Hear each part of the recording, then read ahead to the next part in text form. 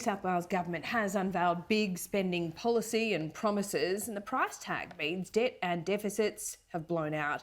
The trade-off, first home buyers, parents and women gain the most from this budget. The public sector, though, has missed out. Joining me live is the New South Wales opposition leader, Chris Minns. Chris Minns, thanks so much for your time. You have expressed some concern about the level of spending in this budget. So what would you cut?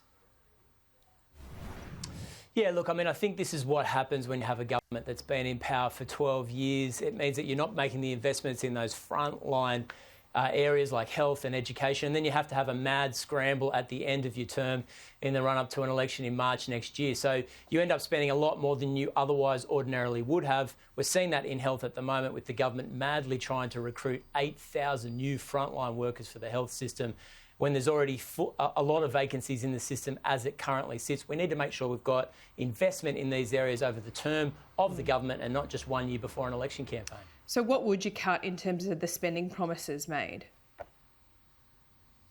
We're very concerned about the land tax proposal that the Perrottet government's pursuing, $700 million over the forward estimates.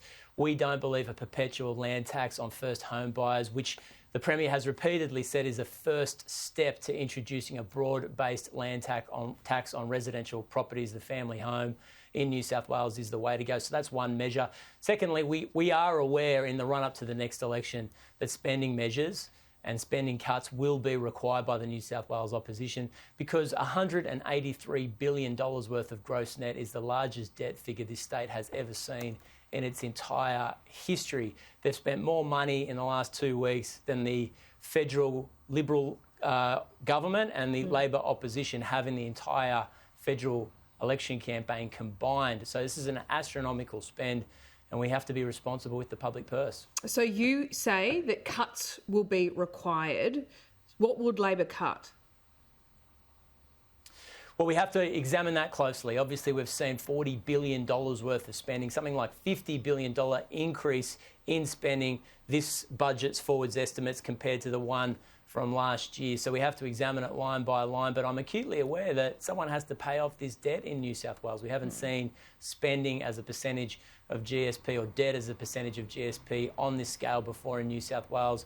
And we have to make sure that there's not a sting in the tail, Laura. I'd hate to see the government re-elected, then bring down some kind of austerity budget in 2024, no doubt looking for a bit of credit for making quote-unquote tough decisions. We want responsible spending in key frontline departments over the life of the budget. Then you don't have to catch up spend and spend a lot of money in the run-up to an election campaign. You can invest for the future. I know you've been through the budget almost line by line over the last 24 hours. Is there one thing that you can identify this morning that you wouldn't go ahead with to save money? I've already said it. The land tax proposal, $700 million over $700 million. I mean, that's not much when you're looking at a $27 billion spend, and as you point out, $183 billion of net debt. Hang on, Laura.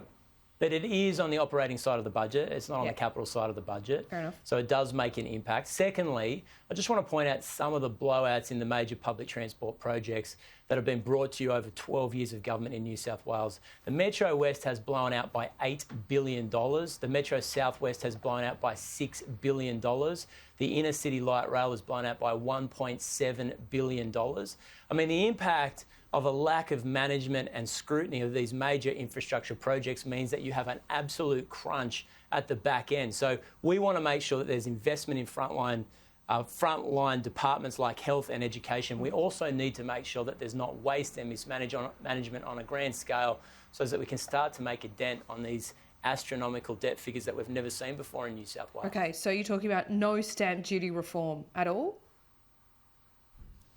Well, I think it would make a lot more sense if you're looking at the quantum of people that would be helped, particularly first home buyers, enter the housing market, to do something around stamp duty exemption. So properties under $800,000 have a graduated stamp duty payment to the New South Wales government. Properties under $600,000 pay no stamp duty at all. So the proposal that the government is implementing for a land tax, a broad-based land tax for first home buyers, will only affect, we think, about 6,000 to 7,000 new home buyers a year. Now, why would you start a brand new land tax system on the family home for 6,000 or 7,000 new first home buyers each year? It seems to me there'd be far easier ways of allowing entry to the housing market rather than starting a brand new land tax, something that we've never had before in New South Wales. You've also identified some pretty expensive infrastructure projects that certainly have blown out in cost. Would you cut any of those?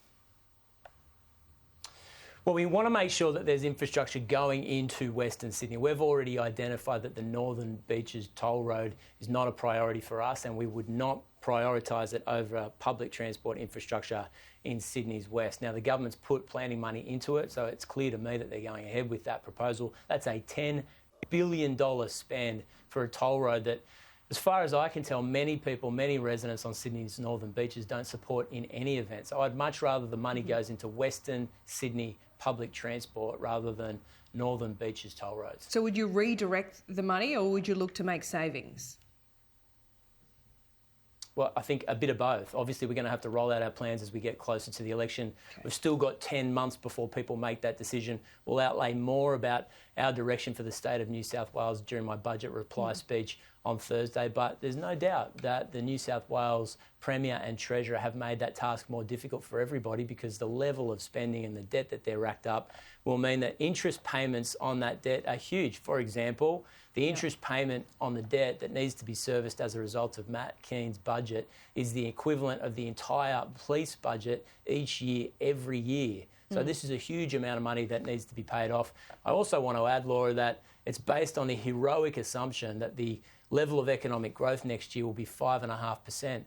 That's a huge increase in economic activity next year when the United States, the European Union and the Australian Reserve Bank are warning about lifting interest rates and a decline in their economic performance. Matt Keane expects us to take off, more so than at any point over the last 12 years of the New South Wales government. So do you think we're headed for a recession rather than 5% growth? Certainly. I'm certainly not hoping for that, and I'm certainly not predicting that. What I'm suggesting to you is they predict economic growth to skyrocket next year, effectively to pay for all of this new spending. And I think you've got to be straight with taxpayers. We need to be realistic about the levels of growth. They're predicting that economic growth will be hit 5.5% next financial year, way more than the Federal Reserve Bank is predicting, way more than the Federal Treasury is predicting. It's a heroic assumption that they need to make the numbers work. But if it doesn't eventuate, will there be savage cuts as a result of the budget? All right, teachers aren't happy. Would you give them a more than 3% pay rise? They need to be paid more. We'd rather a new system in New South Wales where we can negotiate with frontline public servants about wages, conditions and classifications to get a better deal for them, a better wage deal for them, but also to protect the public purse. I think the system in New South Wales is completely broken because it doesn't allow any productivity gains for the New South Wales public service, and it's a blunt instrument when it comes to a wage deal for example, teachers who've obviously been working hard over the last 2 years, and there's a chronic teacher shortage in New South Wales at the moment. Well, how much of a pay rise would they get under a Labor government? How much more than 3%? Well, it would require a negotiation. We can't offer a nominal figure. It requires a negotiation. We'd have to take into consideration, as I said, wages, conditions and the classifications in their industries. And as a result of that, I can't offer a nominal figure and I can't negotiate with, for example, the Teachers Federation as the leader of the opposition. But I do want to make the point that Mr Perrottet said that there was not industrial action in Queensland and Victoria at the moment. And they have a different system than they have in New South Wales. They can negotiate on productivity gains for the public service. Do you accept that other Labor states... It's leading to industrial conflict. Yeah, but other Labor states like Queensland and Victoria has a pay rise for teachers on the table that is less than what New South Wales has offered. Yeah, certainly when it comes to the wages, that's correct, but they negotiate on other parts of the so New South Wales has offered for example, 3%, Mr Minns. New South Wales offers 3%. Queensland and Victoria have offered less, and you're saying that you'd go much further than that, but you can't say how much. But hang on a second. I mean, doesn't that indicate that Queensland and Victoria have got a better system, a less adversarial wages and conditions system? And I mean, if they've got a deal that involves less of a payment to frontline public sector workers. They're avoiding industrial action, but they can make productivity gains in relation to classifications and conditions. Surely that should be imported into New South Wales. I mean, Sure, the government but doesn't can't it have both also ways. They prove can't that the suggest- point that Mr. Keane has made this morning, that there is a big political element to it?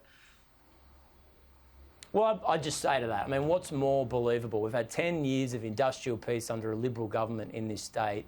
When Gladys Berejiklian was Premier, for example, the last 12 months have been very difficult for families right across New South Wales. What's more believable, that there's a political conspiracy against Mr. Perrottet, or is it that teachers, nurses, police officers and ambulance officers can't pay their mortgage with rapidly rising cost of living crisis and a flat or declining wage structure?